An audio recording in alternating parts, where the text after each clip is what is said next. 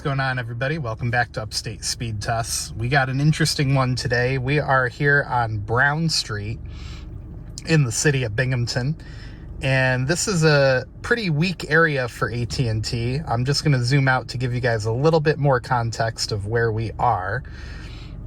Downtown Binghamton is right there, and we are maybe a mile to 2 miles, something like that, away from downtown.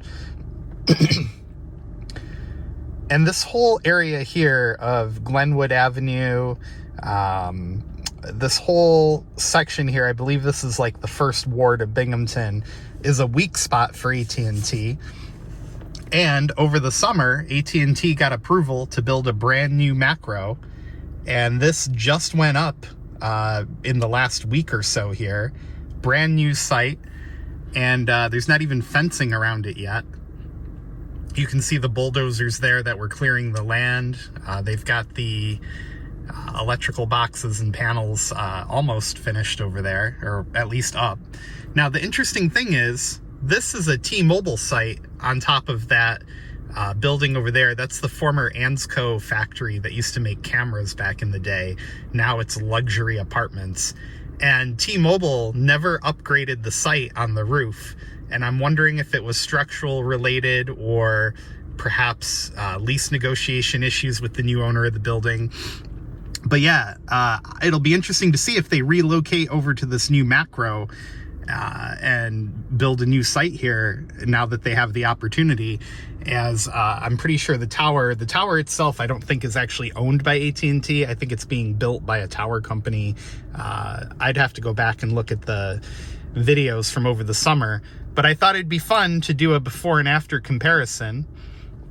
So here's AT&T on the Google Pixel 9 XL, 78 millisecond ping. AT&T's closest site to this new macro is probably either in Johnson City on the Flagpole macro that I don't think I've shown that site on this channel yet, or the mall site over by the Oakdale Commons. So we've got 9.08 on the down, which is terrible, 78 millisecond ping, which is actually pretty good for AT&T in our area. Loaded pings are kind of high, jitter at 18, and the upload at 3.62. Let's do now the Coverage Map app, which is by Stenson, coveragemap.com, now supports Android for their testing. And we're going to get an 82 millisecond ping to lead off. And it would appear that we're going to get very similar results to Ookla. Yeah, a little slower actually. But yeah, it's really awesome that the app supports Android now, as it gives you a secondary option for speed testing. All right, 5.3 down, 2.69 up. And let's compare the other two providers. We'll do Verizon and then T-Mobile. But first, we got to give a shout out to our good friends at CircledIn.com. CircledIn.com can help hook you up with a wireless plan on an existing family plan so that you get multi-line discounts without having to create your own family plan. So let's say thank you to them, and then we'll come right back. Today's video is brought to you by CircledIn. CircledIn.com lets you split the cost of a wireless family plan from major providers like Verizon, AT&T, or T-Mobile, and even from prepaid providers like Cricket or Google Fi. And now they've even added the capability for you to split the cost of a streaming service from places like Netflix, HBO, Hulu. Check them out at CircledIn.com. Thank you again for supporting the channel. We've got Verizon Wireless fired up on the iPhone 16 Pro Max. Verizon's site is down the road a little ways on top of a old factory building, like further down. I've shown you guys on the channel before, and I'll be sure to put a picture up too at some point. 58 millisecond ping for Verizon. And this is one of the few sites in the area, although the list is growing, that has multi-gig backhaul enabled for Verizon. So if you're closer to the site, you can pull well over a gig, actually close to 2 gigs at times. Actually, I think I did get a couple 2 gig speed tests off of it. So starting out on Verizon, we're getting 569 down, 24.9 up. So that freshly upgraded macro down the road is really helping out. Let me switch over to the coverage map test, and we'll run one over there too, just for fun. And we'll put it on the same New York City server we used with the Pixel. 35 millisecond ping.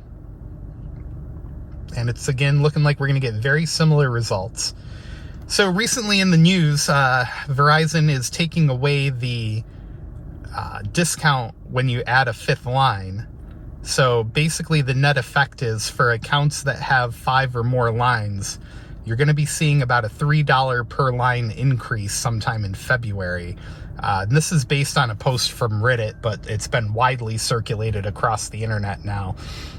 So let me know down in the comments, how is the price increase affecting you and your opinion of Verizon and your plans for the future? Is it going to make a difference for you? Is your bill going to go up as we switch to a Washington, D.C. server? And just overall, let me know if you feel like the price you're paying for Verizon is justified to you, or if you're going to be considering a MVNO like Visible or Total Wireless or Straight Talk or something like that. Me personally, I have so many lines on my account that, number one, moving to anything else would be a nightmare. But in my opinion, we'll do one more server here for Verizon. In my opinion, Verizon service is very good everywhere I go. In our area, there are some spots where I wish it was better. But especially when I travel, Verizon service is generally really good. So to me, $3 increase. I'm on older plans, and I have one plan on Ultimate Unlimited. But to me, one line going up $3 is not going to make me can the whole account. But overall, when you add it into the picture of other price increases, like some of the administrative fees have gone up. I know on my plans with my lines with older plans, there's already been a price increase of a couple dollars. So, it's starting to raise some red flags and get annoying, but it's not enough to push me off my account yet. At least not in my opinion. And I do like knowing, especially with Get More and Ultimate Unlimited, that I always have priority network access regardless of how much data I use. So to me, those are worth it, but to some people, it may not be. Let me know down in the comments how you guys feel about it. I'm genuinely curious to hear everyone's opinions and what you guys plan on doing. So just let me know. I'm going to switch over to T-Mobile. I did recently install a shortcut that lets me switch data plans on the fly easier. And there you go. We just switched over to T-Mobile. But yeah, let me reset the app, the speed test app, and we'll come back. T-Mobile fired up and ready to rock and roll. Clearly, our service is not going to be coming from the site on the luxury apartments down there at the Ansco Lofts, former Ansco factory, because there's no mid-band equipment up there. So very interesting. T-Mobile, I'm not sure where the signal's coming from, but it is very good still. It's probably coming from a site, you're not going to be able to see it, but there's a hilltop in the distance over there that does have a newly built T-Mobile macro on it. It was built maybe a year or two ago at this point. It's near the Broome Tioga Bosies, for those of you from the area. So 303 down, 14.6 up. Loaded ping times are a little on the high side, and so is the unloaded. T-Mobile's generally in the low 30s or 40s around here. Let's go back, and we'll run one on the coveragemap.com app just for comparison, and we'll see what we get. Not bad. Roughly around the same. 60 millisecond ping's a little bit better.